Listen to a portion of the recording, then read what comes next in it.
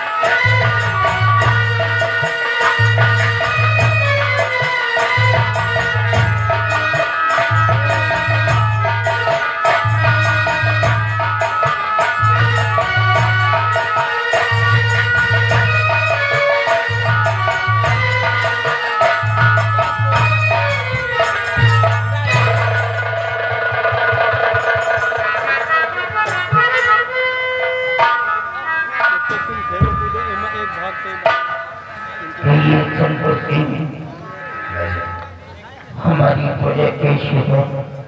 राजन प्रजा खुशहाल है, कोई परेशानी नहीं है राजन। ये आपकी प्रजा आपके राम की जय जयकार करती है राजन, जय जयकार करती है।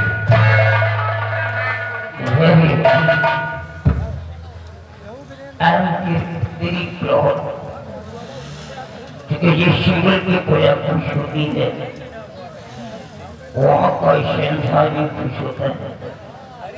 प्रजा की सारी खुशियाँ एक शहनशाह को डिपेंड करती है। इसलिए मैं तुम्हें इंस्ट्रक्शन दे रहा हूँ और रोज हमारी पूरी प्रजा की देखभाल करते रहो और उनकी इज्जत में अपना हाथ बताते रहो। ये हमारा फर्ज है। आप हौसला रखो और कई तुम्हारे बॉर्डर की सिक्योरिटी कैसे है, तुम्हारी रेजिमेंट कैसे है?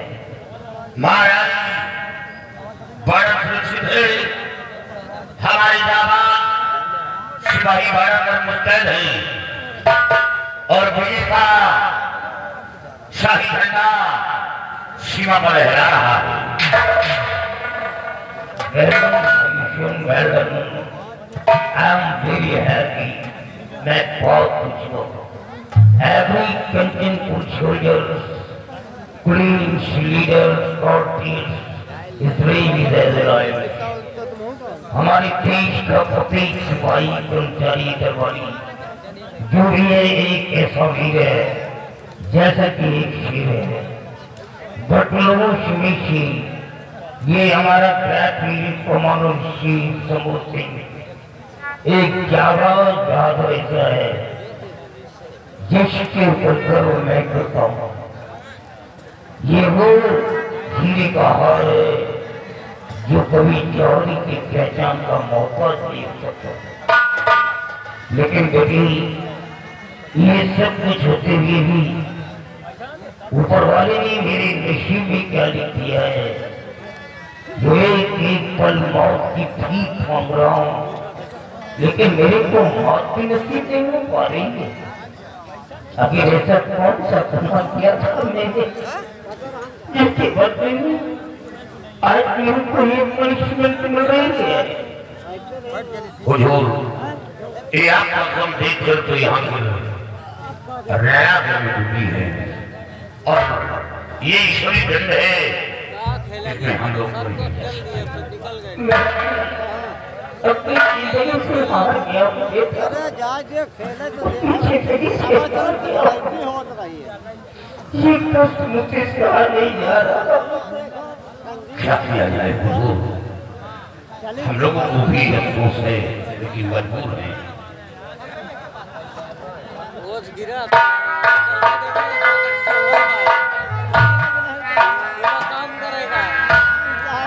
महाराज की जय। महाराज, बहुत बड़ी खुशी की बात है कि भगवान के परम भक्त मुनिवर बड़े दरबार आना चाहते हैं। महाराज, क्या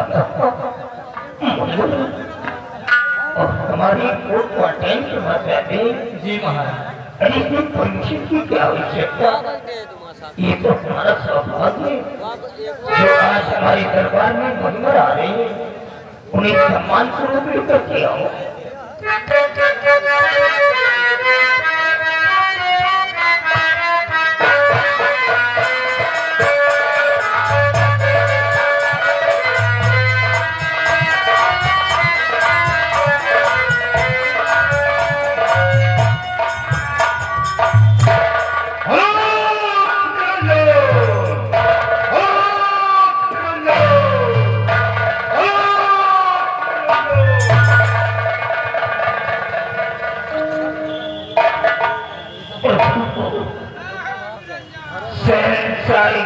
नरी का पुराण स्वीकार। आयुष्मान हो रजन, आयुष्मान हो। मुनिवर को दरबार के महामंत्री शंकर सिंह का प्रणाम स्वीकार हो। प्रजा में तुम्हारा सम्मान हो।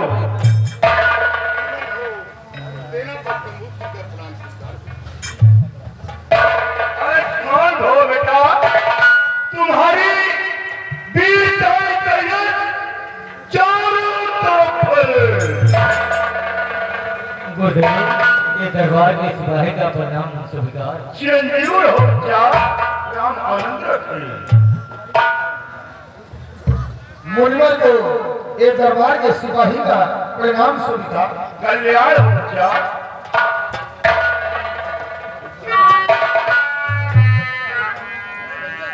आज मैं क्या देख रहा हूं?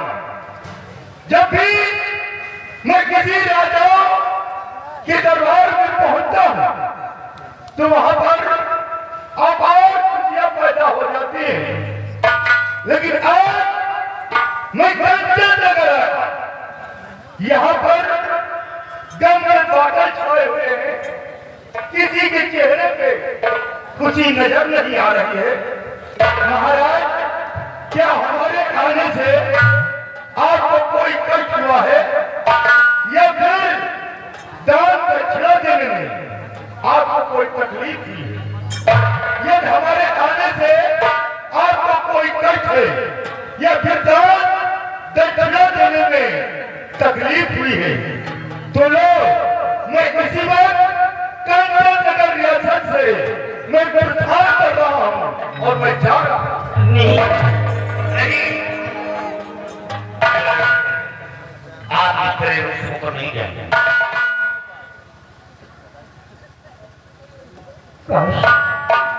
आप इस प्रकार एंग्री होकर के यहाँ से चले गए तो मैं अपनी जिंदगी से हार जाऊंगा, मौत को गले से लगा लूंगा।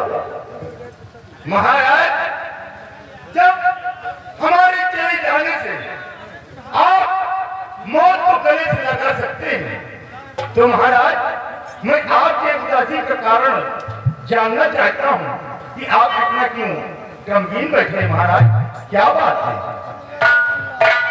सुनिए प्रभु, सुनिए।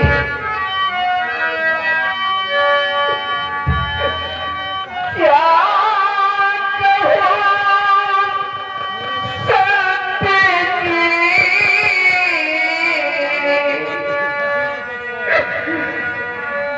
कुछ न जाता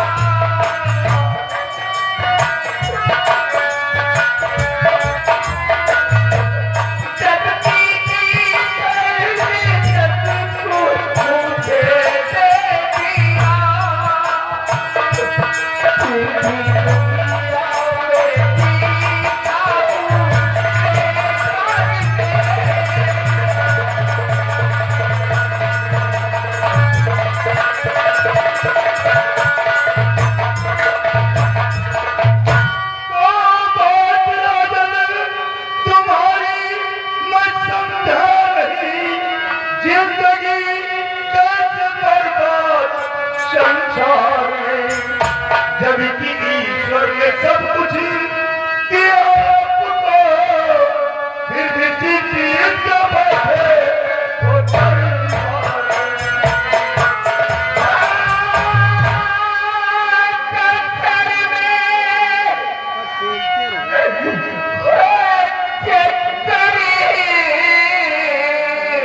चक्कर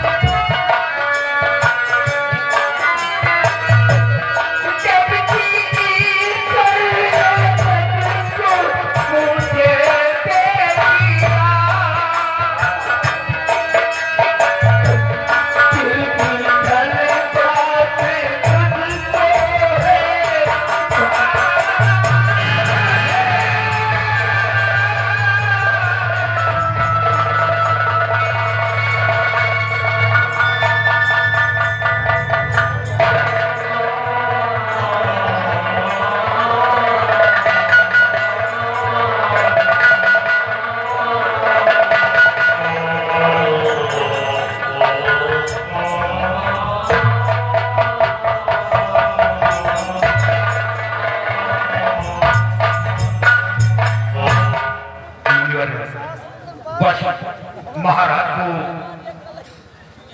यही जब भी सिंहासन पर विराजमान होते हैं एक भय सर में चक्कर आ जाता है और क्षण मात्र के लिए महाराज अपना होश खो बैठते हैं। यही वासना का कारण है जो ये दरबार हमेशा गम में डूबा रहता है। किसी के चेहरे पर खुशी बेटा ये चक्कर कितने दिन से आ रहा है? मुनिवर 12 वर्ष बीत गए। क्या कहा? 12 वर्ष बीत गए? हाँ, लेकिन इनका कोई इलाज? मुनिवर देश विदेश के डॉक्टर बड़े बड़े हकीम वैद्य बुलाई गए, लेकिन लाभ कुछ नहीं मिला। क्या कहा बेटा? देश देश में जाकर हकीम व वैद्य बुलाए गए, फिर भी महाराज को कोई लाभ नहीं मिला। नहीं। बेटा एक उपाय मैं बता रहा हूं। मुनिवर आप बताइए, हम लोग आपकी सदा तो ठीक है, मेरी बात तो आप गौर से सुनिए। तो एक तरकीब रोज़न बताता हूं मैं, बात मेरी तुम सब सुनो ध्यान से। जब कभी दूर हो कष्ट कुछ ना मिले, ऐसे तरकीब सबको सुना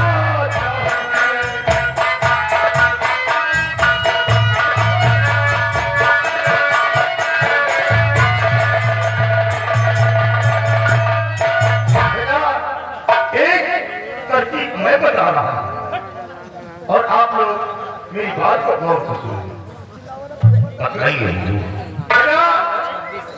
यहां से दक्षिण दिशा 1000 कोस चलने के बाद सात समुद्र मिलेगा।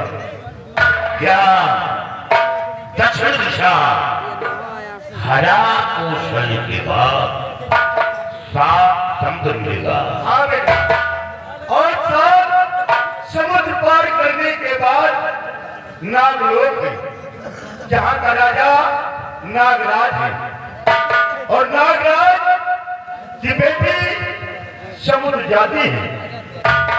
समुद्र जाति की तस्वीर यदि कोई लाकर महाराज को दिखा दे तो महाराज के सर का चक्कर हमेशा हमेशा के लिए दूर हो जाएगा। मुनिवर ये तो असंभव है। जब इंसान के लिए एक समुद्र पार करना मुश्किल की बात है, कौन ऐसा इंसान है जो 7 समुद्र पार करके वो नागों की बस्ती जाएगा? इसके अंदर इतनी बड़ी हिम्मत है। बेटा ये पावन धरती है, इस धरती पे अभी एक से एक महान योद्धा पैदा हुए हैं। बेटा याद करो, एक समय की बात है जब पाताल लोक का राजा रावण इस मृतलोक पे आया था और मृतलोक से राम और लक्ष्मण का हरण किया था। हरण करने के बाद उन दोनों को देवी मां के मंदिर पर बल देना चाहा, लेकिन उसी समय एक हनुमान नाम का बंदर इस मृतलोक से पाताल लोक पहुंचा, रावण का संघात किया, देवी को कष्ट पहुंचाया। राम व लक्ष्मण को कुशल फिर से इस मृतलोक में आया था। बेटा याद करो। आप अजीब बात होती है। अरे बोलो तो अवतारी थे और उन लोगों की बराबरी हम तुझसे इंसानों से कर रहे हैं। हाँ बेटा, मैं मानता हूं कि वो लोग अवतारी थे, लेकिन बेटा आप लोग तो उन्हीं के सेवक हो। कौन सा काम है जो इंसान कर नहीं सकता? बेटा हम आप ठीक है, कौन ऐसा काम है जो इंसान नहीं कर सकता? तो जब ये बात है तो महाराज के लिए हम लोग कोई ना कोई हल निकालेंगे और मृतलोक से नामलोक जाएंगे। ऐसी भूल कभी भी मत करना, क्योंकि राज दरबार का कोई कर्मचारी, कोई अधिकारी अगर नागलोक जाने की कोशिश किया तो अपने काम में कामयाबी हासिल नहीं पाएगा। बेटा लेकिन मुनिवर, जब हम लोग नहीं जाएंगे तो दूसरा कौन जाएगा? महाराज के लिए कौन अपनी जान जोखिम में डालेगा? हाँ बेटा, आप ठीक कह रहे हैं, लेकिन इसके लिए एक उपाय और मैं बता रहा हूं क्या उपाय है? बेटा, राज दरबार को सजवा कर सर्प का बीड़ा रखवा दिया जाए और जो सर्प उस बीड़े को उठाएगा वही शायद समुद्र पार करके नाम रुक जाएगा। बेटा मुनिवर, मान लीजिए सर्प का भरा हुआ बीड़ा दरबार में रखवा दिया गया, लेकिन जब बीड़े की शर्त इंसान के कानों तक पहुंचेगी कि बीड़े को उठाकर उसे नागों की बस्ती जाना होगा, तो उठाने के बाद तो बहुत दूर ही बीड़े के करीब कोई नहीं आएगा, वो कोसों दूर भागेगा। हाँ बेटा, आपका कहना सत्य है, लेकिन मेरा काम उपाय बताना था, मैंने जो बता दिया। अब आगे का काम सम्राट का है। अरे बेटा, ये दरबार और दरबार में शेर कहा दिया गया।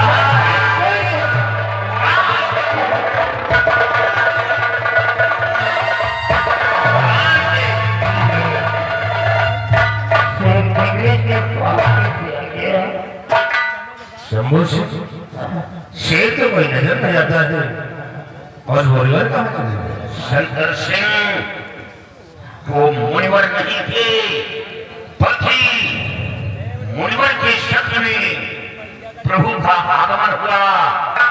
हम लोगों को साक्षात महाराज को दर्शन दिए और महाराज के शक का चक्कर दूर करने का उपाय बताकर होश हो गए। इस प्रकार उनका दाखिला देना और ये सब कुछ बता देने के बाद अचानक सभी के लोगों के सामने ही आंखों से ओझल हो जाना, ये साधारण मानव का काम नहीं हो सकता है। इसलिए मेरी बात को ध्यान से सुनो। हमारी तलवार को सजवा दो और शब्द का बेड़ा रखवा दो और हमारी शहर के अंदर ऐलान करवा दो कि महाराज चंचल नरेश की सर में चक्कर आता है, जिसे लेकर के महाराज चंचल नरेश की शब्द का बेड़ा रखवा दिया है और हमारे किले को जो भी उठाएगा उसे 7 समुद्र पार करके नागों की बस्ती में जाना होगा। वहां पर कोई राजा है, कौन सा, क्या नाम है उसका? नागराज है। नागराज के पास कोई समुद्रजरी नाम की बेटी है, उस लड़की की तस्वीर को लाना होगा और जो भी शख्स उस तस्वीर को ला करके मेरे सामने पेश कर देगा, मैं अपनी राज्य का 1/2 भाग आधा राज्य सीख के नाम कर दूंगा और यही नहीं, संसार चंचल नरेश की दुखतरी चंचला का विवाह उसी बच्चे के साथ रचा दिया जाएगा। लेकिन याद रहे, जब मैं इतने बड़े इनाम की घोषणा कर सकता हूँ तो मेरी तरफ से एक चेतावनी वार्निंग भी होगी। अगर किसी ने हमारे पीड़े को उठा करके और जाने से इनकार करता है या हमारी बेटी के बीच कोई जरा सा भी चीटिंग करते हुए नजर आता है, कोई भी चैलेंज करता है, क्योंकि मैंने शादी की बात डाली है, अगर कोई ऐसा गुस्ताख पकड़ा जाता है तो उसे मौत की सजा मिलेगी। उसे मौत से कोई नहीं बचा सकता। इसलिए हमारी प्रजा गुमराह न रहे। हम नहीं चाहते कि हमारी गरीब प्रजा मारी जाए। ये चेतावनी हमारा पूरे शहर के अंदर दे दिया जाए।